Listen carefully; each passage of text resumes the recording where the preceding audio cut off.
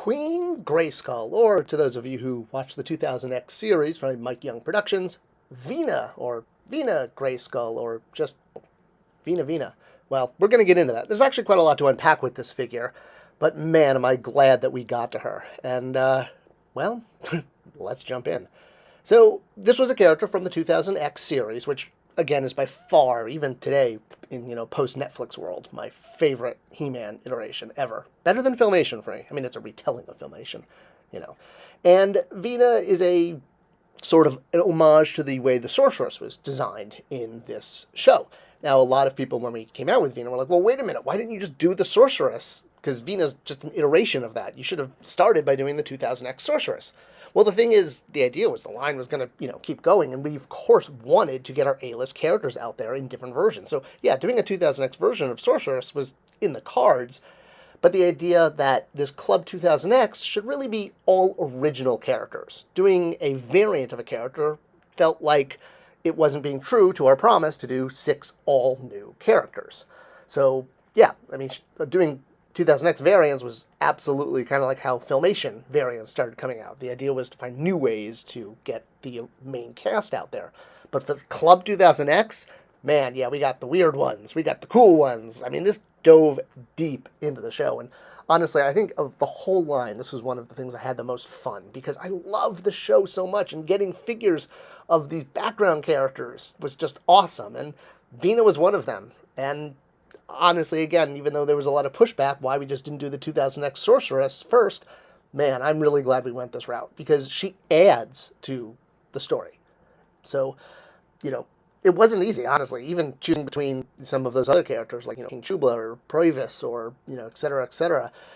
There were a lot of characters that we looked at. But Veena felt really important because, well, we have a King Grayskull, and it made sense to have a Queen Grayskull. And getting to do another pre-Turnia character, and sort of another major good guy pre-Turnia character, was really cool. Especially in a female pre-Turnia character. I mean, come on, we're checking boxes like crazy.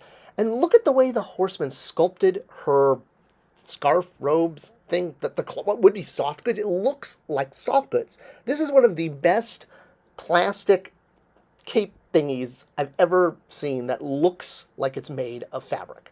I'm still blown away by the way the Horseman did it. And, doing female figures has been tough. There's been ins and outs throughout the years. But I think that this one was really amazing with the wings spread and the, just like the Sorceress had, but not as much. The helmet's obviously different. And again, there was this Staction figure if you wanted to get a 2000X version that actually worked really well with both 2000X figures and classics. So, all right, I'm going to stop justifying why we did, one version over another. Variants, are fun, but it's like getting your knee kicked in sometimes.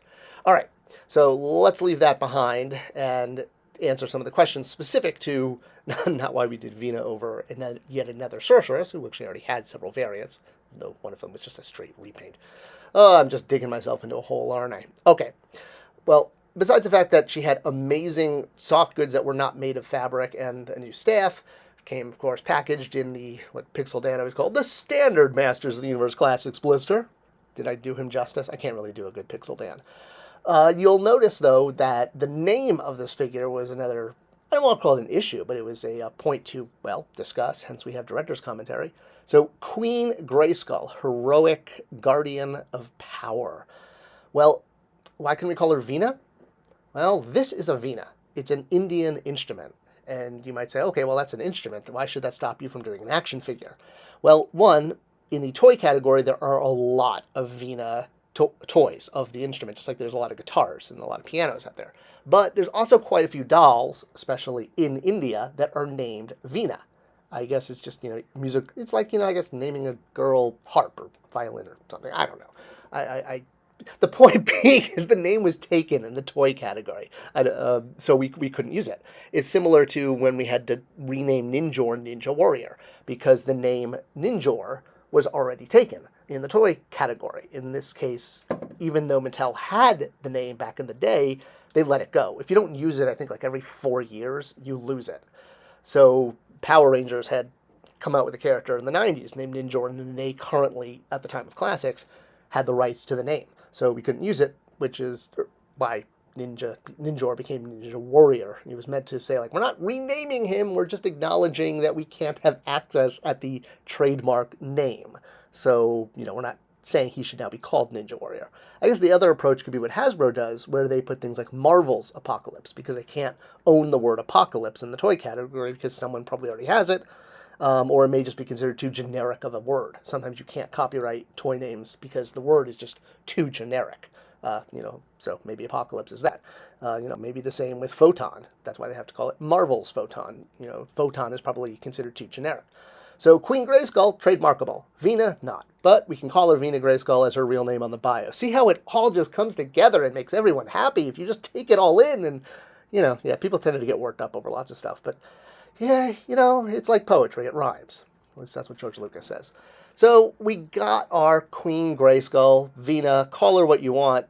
The figure exists. It's got permanence, and honestly, it is one of my favorite figures, especially of the females. I love the way the wings just have this huge span, coming off across her back. She looks great on shelf.